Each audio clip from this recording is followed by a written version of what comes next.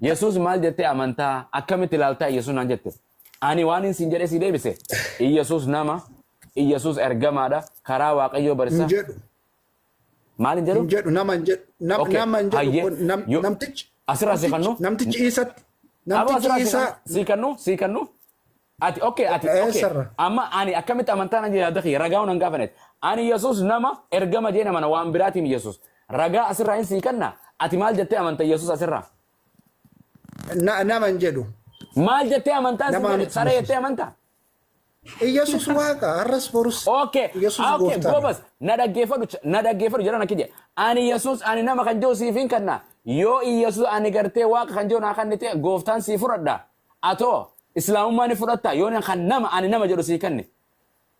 Hin jedhu. Hin jedhu abadan dhiiraa miti dhiirte akkasii miti. Okay, ani ati jedhin. Okay, na dhaggeeffadhu. Hayya ati jedhin ani gooftaan fudhadha. Yesus ani waaqa kan jiru naa kannite wangeela keetirraa ani fudhadha gooftaa Yesus waaqa jedhee gus. Yes. Much birati. Give me the verse. Ani infuratinati. Ani ira ifit amanetin wangila kay dubise ifit amanetin Yesus akka waaqan ta'in yo ati Yesus kan waaqa ani waaqa kan jiru naa kannite ani gooftaa Yesus waaqa jedheetin si fudhadha. Ati yo dhiirataati sala eenin fudhadha yo sirraa naa kannite Yesus nama kan jedhu ani nama kan jedhu yoo naa kannite niin fudhadha sila itti amanta. Kanaafuu wangeelatti amantu. Ani wangeela keetitti beekeetin si gaafadhe asirraa Yesus waaqa ani waaqa kan jedhu naa kannite anaa gooftaa jedhee Yesus fudhata. Bakka dubbisi. Dhibba fudha Yesus waaqa arras borus waaqa. Ragaa naa kan afaan indaleetu OBN irra hin jiru fidi ragaa.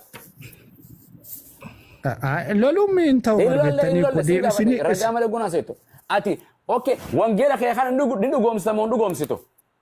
Inni dhugoomsa dhibbaan dhibbatti. Yesus Kiristoos ani ilma namaati jedhu ni fudhatamoo hin gatta. Akkasi reessa baasaa deemu. Bakkana. Dubartii rakkee fi rakkatee deemu. Wallahi milike if darbe lafaan. Ani kanatti feet amaneetiin jedha mee kiristaanummaan dhufee Yesus ani waaqa jedhu natti hafidu. Ani Yesus bakka waaqa ilma namaa namicha bakka jedhanii hunda isinii gagguura kanatti.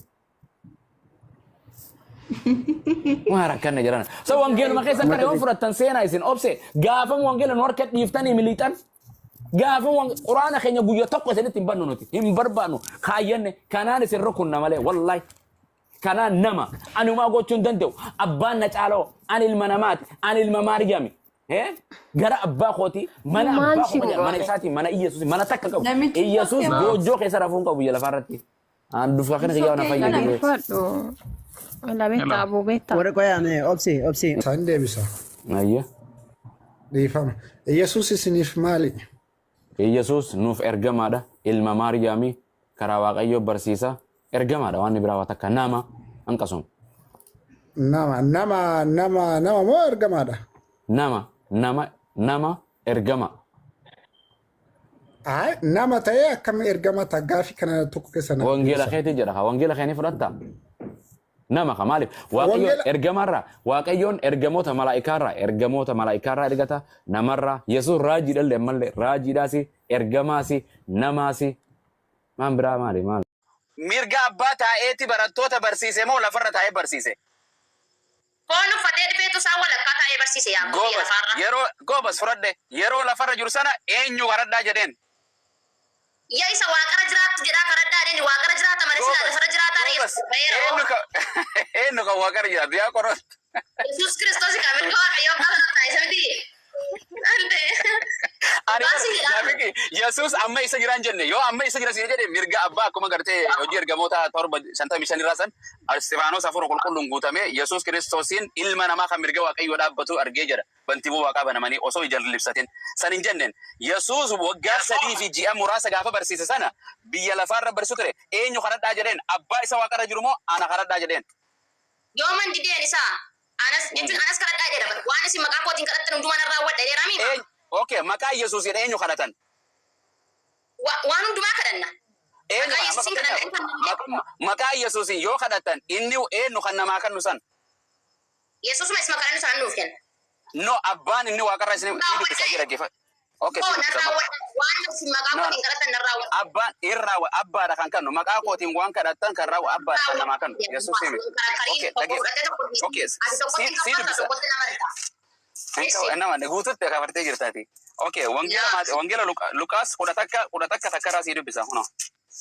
Jaran obsa ma to fita kana goda. Konkolata kaysa to wino fita isim mukayyafa jala taysa kan ngoti.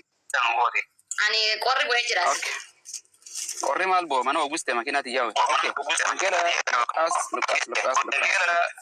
Ma sagaya kala David. Okay, hiyamu. Okay, kudataka wangela Lukas kudataka kunoti. Sana dura leta garta kolletto janin hayye akkana jedha mata dure banaddu Lukas kudataka takarra taaf goda hayye okay waa'ee kadhata barsiisu isaa jedha eenyu Yesuusi miti waa'ee kadhata ka barsiise miti maalira dubbitaata Lukas bakka jedhu bar Lukas kudataka boqonnaa takarra okay Lukas tokko kudha tokko tan seebaran okay no Afrika na bira jira sifira njiro okay ayye akkana jedha Yesus iddoo takkatti hin kadhata ture eenyu kadhata ture Yesus jadi barsiisa jechuun maanni hundu barsiisuudhaaf kadhateera Yesus eenyu kadhate isin barsiisuuf eenyu kadhate Waaqayyo abbaa kadhate ka gobas ati Yesus kadhattama Waaqayyo kadhatta Yesus inan kadhatta fallaadha Yesuusii fi ati fallaa kadhaa waaqa tokkoon qabdan jechuun inni akka kadhata ati ilma kadhatta fallaa kadhattanii beektanii jedheera dura maqaruun beekure Waaqayyo abbaatiin beeku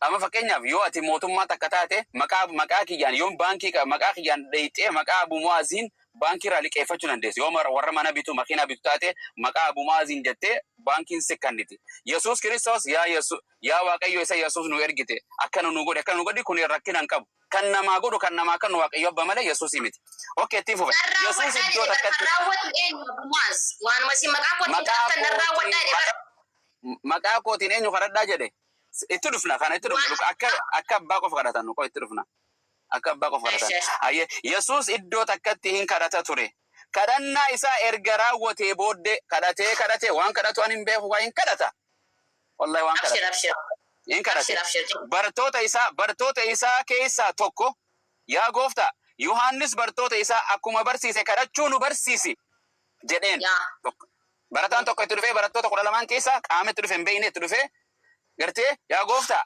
akkuma Yohaannis gartee barattoota isaa kadhachuu barsiisetti mee atis nu barsiisi jedheen hayye akka gartee qorattuun jettumoo akka Yesuus jedhu sana fudhanna qoy maal jedhee barsiise Yesuus na kadhadhaa jedheeni ilma kadhadhaa jedheeni abbaa kadhadhaa jedheeni dhaggeeffadha tole Yesuus lammaffaadhaatti kana irratti inni yommuu kadhattan dhaggeeffadha yommuu kadhattan akka kanatti itti fufee jirutti kadhadha hayye akkamitti yaa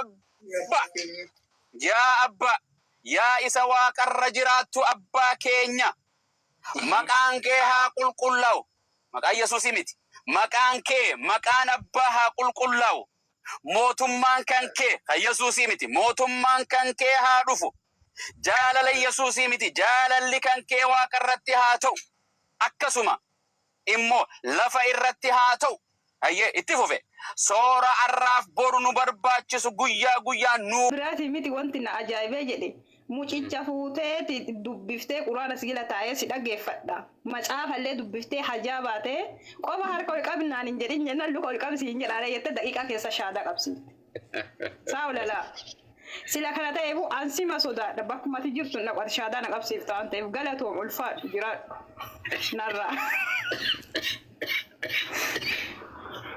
amma yoo mana akka du'aati si sodaa amma mana maadaami kushiinaa yoo gabbaate shahaadaan si qabsiisee ol baatee wangeela dubbiste.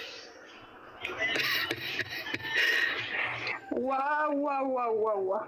Tu seensi adeettu jedha Oromoo waa akkanaa kana nagaa warruma jalloota seexanni jallisee gara kan guurattu sani waan ashiishiitti goote situ beeka guuradhu ana nan dandeettu ana irree gooftaatiin narra jira.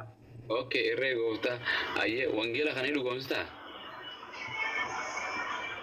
Hin dhugoomsee hin dhugoomse. Wangeelli kun shahaadaa qabadhu yoo jedhanii qabattaa? Shahaadaa? Hin qabadhee attalu wangeela maaf dideen qabadha wangeelaan. Ayyen. Quraanuma natti as hin fidin. Afaan Oromootiin shaadaa wangeela raasii. Duuba shaadaa qabadhu naan jechuudha qaa. Wangeela Maatiyos diidamii meeqa? Maatiyos soddomii fi 12 takka irraan si dubbisa, okkee? Dhaggeeffadhu shaadaa. Ayyee. Dhaggeeffadhu shaadaa wallahi. Dhagahutti jira. Salama. Quraana sammuu keetiin dubbisiin kaayishiiti wangeela dubbisa jettee. Kunoo takka wangeelaan dubbisu deemame. Wayi. Meeqaan siin jedhe? Isa laalaa yoo quraana sammuu keessaa dubbifte beekaa. Laa asirraa hin dubbisa. Again, iddoo jannata keessa wanni rammi kiyya jannata keessa lafa foo qilleensi tolee qaqqabbanaayee lafti shaashaa jettee kan toltu kan agartee osoo achi keessa jannata keessa qananii nyaachuu jiru nyaadhaa wakkuu laamina haara katan jedheeni rabbiin nyaadhaati muka kanatti hin dhiyaatinaa jedheen ija mukaa tokko nyaatinaa jedheen yeroo kana waaqayyo amma isaan waaqayyo hafuuraa jedhan manfasiidha waaqayyoon bakka hin qabu bakka hunda jiraa jedhan miilaan deemu jira shakam waaqayyo dhageen waaqayyo abbaa jedhan kana dhageenii maal godhe Adam laal amma dhaggeeffadhu gara kooflaa duutaa bara wallahi laziim akkana jedhe sagalee dhagaanii isaan gartee waan dhaga'an isaan waaqayyo gooftaa dura mukattii iddoo dhaabaa sana gidduutti hin dhokatan jaarsaa jaartiinis hin dhokatan hin dhokatan amma dhufe gaa waaqayyoon shakam jechaa dhufe dhaggeeffadhu saglaffaa lakkoofsa saglaffaa aayaa sagalree jechuudha. Waaqayyo gooftaan garuu namicha yaamee Aadam eessa jirta? Aadam eessa jirta jedheen jedha. Ani hin jenne kun ni kijibanaan jedhani kun qaqqabeen sin garsiisa. Isaan dhagaanii tokkotti keessaa muka nyaatanii beeke. Muka isin nyaatanii Aadam yeroo waaqayyoon dhufe mukni isaaniis nyaadhame Aadamis achi hin jiru. Barbaadu eegale kaa waaqayyoon amma Aadam eessa jirta? Aadamuma jedha intala dagate hayiwaan hawa dagate. Geetu naan kijibe. Yaa gaan jira. Naan kijibe hin jedhe waan kun akkanuma jedhame. Sirriidha.